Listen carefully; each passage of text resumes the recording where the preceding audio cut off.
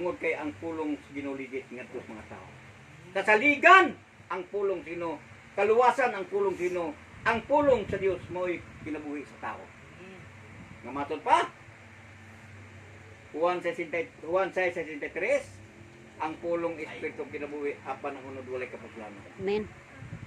Now, magpakita pa ito motibo sa itong kagalingon ng pataas ng kagalingon sa mga tao. Ato bang himuon kanunay sa itong kagalingon nga kita ang Manila katubangan sa tao dili ang Dios. Muna'y pinakalisod sa sulugoon sa Dios. Dili ingon nga isunod na to ang sugo sa Ginoo tumala sa gipakita sa mga katulik nato. Ang pulong sino mga igsoon mo ni pinaka-importante nga atong hatag akong pagtagad sa itong kinabuhi. Nga naman, ako matay kamo kitang tanan mga matay. Apan ang kamatayon iya lang sa lawas pero ang kinabuhi iya sa kalagyan ng Ginoo. Amen. Kita bisang pagunsaon. Bisang pagunsaon ato paningkamot, binaril pa nga itong mga unsaon na ay ka suporta sa lawas. Pero moabot ang panahon nga mamatay ang tao. Amen. Pero sa ako nang gingon ang lawas nakadesinyo ninyo ta. Pero ang imong kalag nakadesinyo por eso. Ang problema kung kanang kalaga dili makatuod sa iyang higikanan. Muna pinakalisod mga igsoon ko ni Kristo ning pagtagon. Nga naman tungod kay ang tao atong mabasa sa Roma atong lantaon sa Roma. Roma kapitulo 10 man siguro ni Roma kapitulo 10 versikulo 1 man siguro diara. Nganong nitabo ang tao nga nahulog siyang kagulingong pagpanulti? Ngano ang tao nga nahinukman man sa kayang kagulingong pagpanulti? Ngang tugo sa Dios tinawgayag man nga gisugo sa Dios nato mga tao. Nganong mo may gikapildihan sa tao ang iyang kagulingong panulti niya? Mga igsoon, ingon si Pablo. Ang tinguha sa akong kasing-kasing og ang akong pag-ampo ngadto sa Dios alang kanila mao nga mga luwas unta sila. Muning gibuhat gipadala sa Dios kining pulunga sumala dinhi sa kalibutan gipadala dinhi kalibutan alang sa mga tao aron ang mga tao maluwas. Aron ang mga tao mabuhi. Pero sa gihimo sa Dios, unsay gihimo sa mga tao nira sa dos. Kay saksi ako nila nga sila adunay kasibot alang sa Dios. Apan ini maoy kasibot nga wala duyogi sa kahibalo. May kasibot sila alang sa Dios. May tinguha sila sa pagpailangat sa ilang kagalingan gihapin ang dagway sa Ginoo. Kaya ang kaibalo nga ilang gitinguha dili kaibalo na pailalom sila sa kaibalo sa Ginoo. Matutod din yung 3. O kay wala man sila'y ilang kaagan mahitungod sa pagkamatarong naggikan sa Dios o nagapaningkamot sa paghimo sa ilang kaugalingong pagkamatarong wala sila magpailalom sa pagkamatarong nga iya sa Dios. Wala sila magpailom sa pagkamatarong nga gikan sa Dios. Sa ilan ang kagalingon. Kontento na. Aduna sila gikawali, doon na sila gikatudlo. Kontento na sila. Pero ang katong pagkamatarong nga sa ilan lang kagalingon. Paano karon? Kadi man kita makahimo kung dili pinagi niya. Amen. Unsan malay kahay batiyon ini? Nga siya ang nagsapnay, siya ang nagpakamatay, siya ang midawat sa tanang pagpakalaw sa tao, siya ang nagtubos. Unya karon ang tao modawat sa dungog, dili kini. Unsaon nato karon nimo? Nga ang tao nagpailom, wala dili magpailom sa pagkamatarong nga gikan sa Dios. Nga ang Dios nagtudlo man sa sumala dinhi sa 4. Kay si Kristo mao ang katapusan sa taon sa kasuguan aron nga matarong ang tanan nga may pagtuo. Amen. So sa to pa nagpasabot nga kung sa imo lang kagalingon buot-buot wala. Wala. Nga naman, tungod kay kinahanglan maginasya nga ang naisulat na. Muna yung gisulti din sumala sa unang Korinto 2 man siguro nilas unang Korinto 2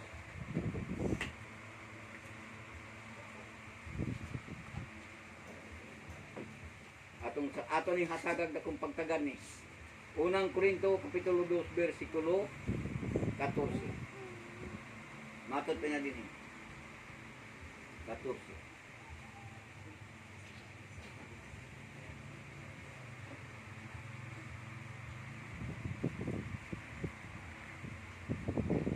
unang Korinto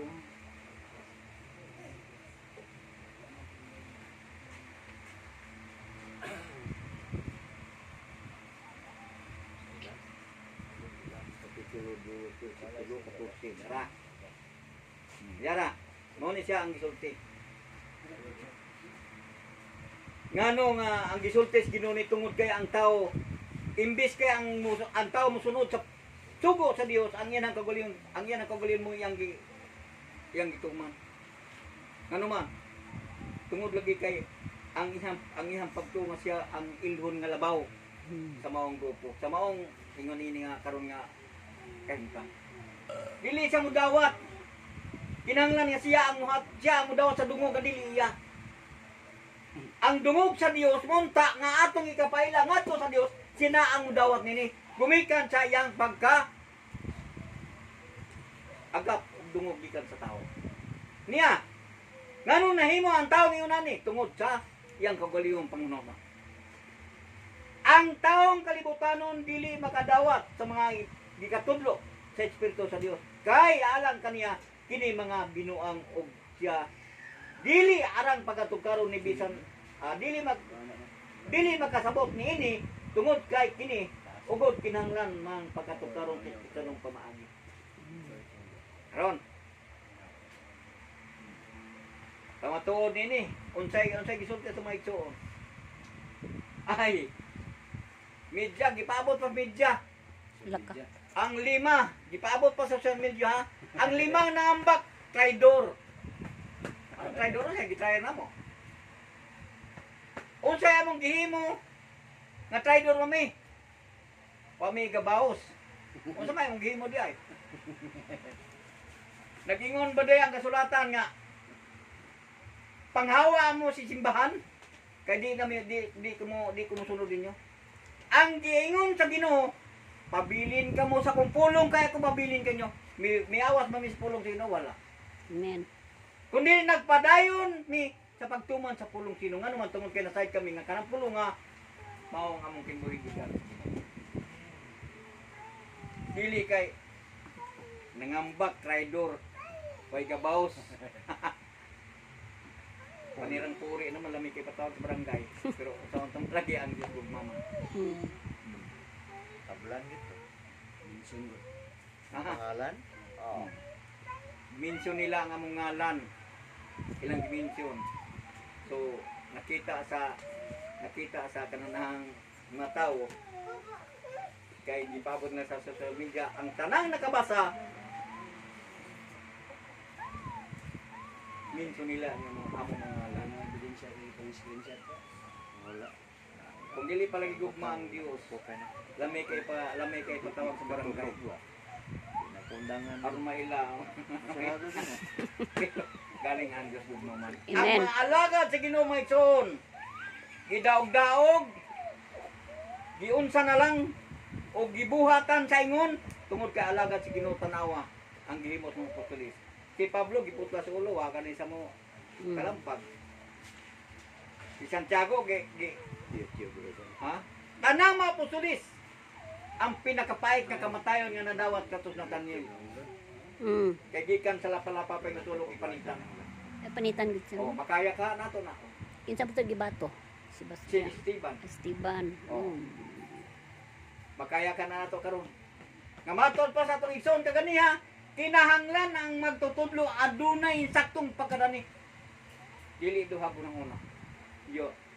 Kung aduna day magtutudlo niya do, mabalhin ang iyang mga pagtuo, dili din niya ang ngayon katubangan sa Ginoo. Amen. Mga igsoon ko ni Kristo ning kamuntagon. Ninitag na atong nasayran mga igsoon pag-ayo ang pulong sino gipahibaw sumalat sa kasulatan. Ug sa ato ang kagalingon siya ang nagkahibalo nini. Sila nagtudlo nini, siya ang nagtudlo nini. Diha kanimo kanako kanatong tanan. Aron nga ikaw ako kitangdan dili may salaag sa dalan sa kamaturan. Amen. Kini siya ang nagiya sa matag adlaw, kini siya ang nagiya sa matag sikan sa atong kinabuhi. Busa atong hatagan og dakong pagtagad, o atong hatagan dakong higayon. Hindi sa atong kinabuhi. Nganuman tungod kay kini siya, mo kini ang tagiya sa tanang butang. Amen. Mo kini nagunit nimo, nagunit nako, nagunit natong tanan aron kita dili malaglag. Nini laglag. Amen. Aron pag-abot sa panahon kung asa siya tuapod ka. Tuapod ka kung asa siya, kung nagahari siya uban. Nagahari siya uban siyang amahan kita sa bagari uban kani. Amen. Nintik na karon sa kabuntagon, salamat sa pulong sa Ginoo. Ato karong gipanag-usahan. Salamat sa mga higayon nga gihatag sa dito alang kanatong tanan sa pagtigom. Amen. Nining panahon na karon ug sa paghiusa sa Ginoo alang kanato nga unta nga kini magapadayon na ang kalinaw Amen. nga ihatag sa dito alang kanato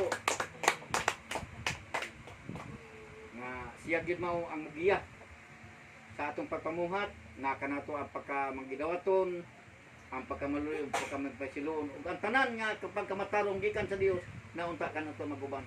Amen. Wala na ingon nga aduna pa ato makita nga dunay mga ingon ta mga pagsulay pa nga mabot sa atong mga pagpamuhat gikan sa Ginoo. Amen. Ang atong gilauman karon mao ang kalipay bisan pa nining panahon na nga ana atos kalisod ang ato lang gilauman ang kalipay nga gikan sa Ginoo nga maabot sa atong kinabuhi. Amen. No? Pagkapanginaot ko nga magkapadayon na atong pagsinabtanay atong ang kalinaw sa Dios magaban sa kanatong tanan. Ang tutong pagbalik. Maayong buntag, ato balik sa istorya.